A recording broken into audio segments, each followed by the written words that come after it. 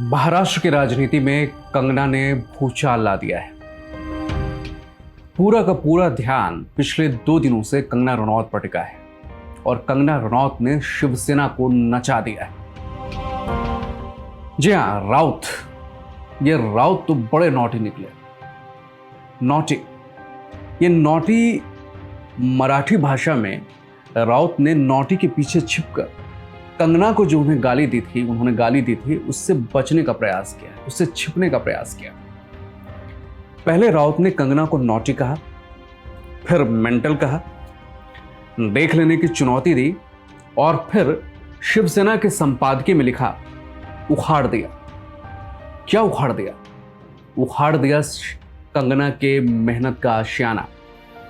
कंगना के दफ्तर पर बीएमसी का बुलडोजर चलवाकर शिवसेना ने साफ साफ बता दिया कि विरोध की राजनीति करने वालों का दमन, उनको किस तरह कुचला जाता है, ये शिवसेना ने अपने अंदाज में बताया।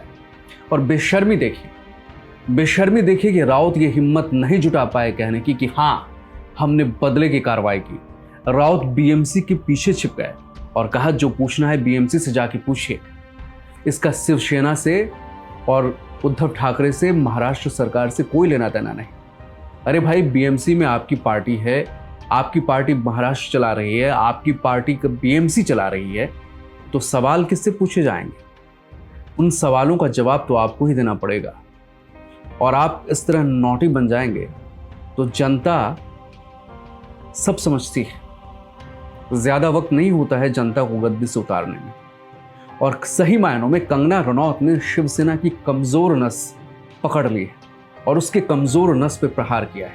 और तभी शिवसेना इस कदर बौखलाई हुई है। शिवसेना को कंगना की हर बात में मिर्ची लगती है और जब मिर्ची लगती है तो उनके नेताओं को समझ में नहीं आता कि क्या कहें, किस तरह अपनी प्रतिक्रिया दें।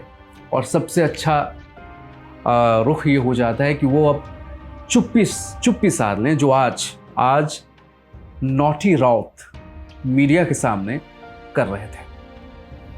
कहानी आप सब जानते हैं, पूरी दुनिया जानती है कि कंगना रनौत ने सुशांत सिंह राजपूत के मामले में मुंबई पुलिस की आलोचना की। बॉलीवुड के ड्रग्स माफिया के खिलाफ आरोप लगाए और कंगना की ये बातें महाराष्ट्र में शिवसेना को पसंद नहीं आई। शिवसेना ने कहा कि कंगना की बातें मराठी अस्मिता को चोट पहुंचा रही है। कंगना ने पलटवार किया कि पिछले 15 सालों के दौरान महाराष्ट्र में वो रही हैं। 16 साल की जब थी तब से मुंबई में रह रही हैं। और पहली जो फिल्म उन्होंने एज ए प्रोड्यूसर बनाई वो छत्रपति शिवाजी में बनाई। रानी लक्ष्मीबाई पर फिल्म बनाई। मराठी अस्मिता को, मराठी गौरव को ऊंचा किया है। लेकिन फिर मुंबई पुलिस पे जो उन्होंने आरोप लगाए हैं उस पर कंगना ने कहा कि ये उनकी निजी राय है कि उस मामले में सुशांत सिंह राजपूत के मसले पे जिस तरह से मुंबई पुलिस ने जांच की, उस जांच से और जिस लीपापोती के तहत काम किया उससे वो सहमत नहीं है। लेकिन शिवसेना को ये बात नागवार गुजरी और शिवसेना ने कंगना को धमकी दी कि आप बेहतर होगा कि मनाली में ही रहें, मुंबई ना आए। और कंगना रनौत ने डंके की चोट पर कहा कि मुंबई किसी के बाप की नहीं है, मैं मुंबई आऊंगी और जिसे जो उखाड़ना हो उखाड़ लो। और उसी उखाड़ ले का जवाब शिवसेना ने आज कंगना रनौत के दफ्तर पर कथित अवैध निर्माण पर बीएमसी का बुलडोजर चलवा के दिया है।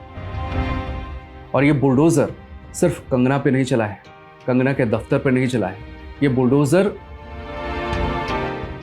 जनता के दिल पे चला है, जो जानते हैं कि एक मेहनत की कमाई से घर और आशियाना बसाने का क्या उसका दर्द क्या होता है, उसकी कीमत क्या होती है। ऐसी मेहनत कश जनता के दिल पे ये बुलडोजर चला है। क्योंकि शिवसेना ने जो किया है ना, वो बदले की कार्रवाई है।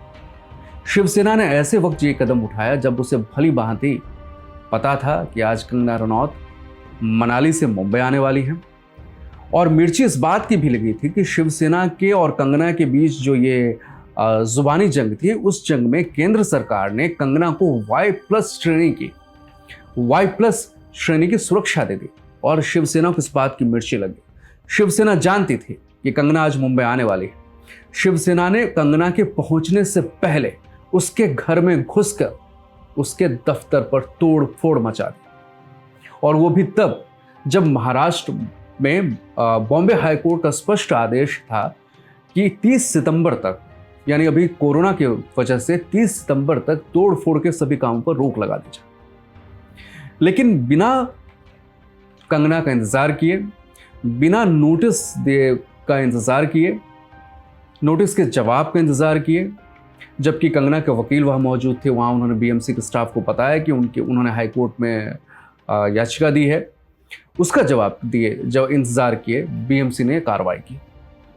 दिलचस्प बात यह है कि शरद पवार ने बीएमसी की इस कार्रवाई को गैर जरूरी बताया है और कहा है कि इस कार्रवाई के बाद लोगों को सरकार के खिलाफ बोलने का मौका मिल गया है। वहीं कंगना रनौत ने अपने ऑफिस पर बीएमसी के बुलडोजर चलने के बाद उद्धव को करारा जवाब दिया है।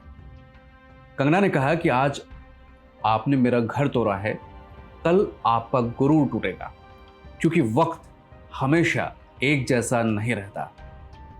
कंगना ने बीएमसी के अफसर जो वहां पहुंचे थे उन्हें बाबर की सेना कहा और बताया कि मणिकर्णिका फिल्म्स के तहत उनकी पहली फिल्म अयोध्या बनने वाली थी और उन्होंने उस राम मंदिर को गिराया है। याद रख बाबर, ये राम मंदिर फिर बनेगा, वही बनेगा, जय श्री राम। यानी कंगना यही नहीं रुकी हैं, कंगना ने इसके बाद जो घर गिराने हैं उसकी व्यथा को कश्मीरी पंडितों से भी जोड़ दिया है और आज तो कंगना की मां भी खुलकर मैदान में आ गई हैं कि वो बीजेपी का सपोर्ट करते हैं। और इसके बाद एक और जो दिलचस्प बात हुई वो ये कि महाराष्ट्र सरकार ने कंगना के खिलाफ एफआईआर दर्ज करवाया है। कंगना के खिलाफ कुछ जगहों पर एफआईआर दर्ज की गई इस मामले को लेकर कि उन्होंने महाराष्ट्र के मुख्यमंत्री के खिलाफ जो है वो असभ्य टिप्पणी की है, ये कहते हुए कई जगहों पर एफआईआर दर्ज करवाए गए हैं। यानी दमन का सिलसिला, विरोध का सिलसिला, उन्हें दबाने का सिलसिला थमा नहीं है। और कंगना जब आज अपने टूटे हुए ऑफिस को देखने के लिए पहुंची तो उन्हें देखने के बाद कंगना ने ट्वीट किया, हर हर महादेव।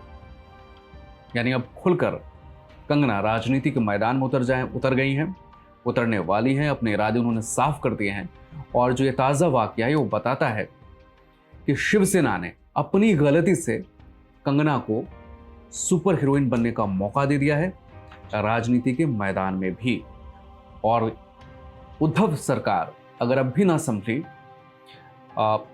अपने रवैये में बदलाव नहीं आया तो जनता के दिल से उतरने में देर नहीं लगेगी।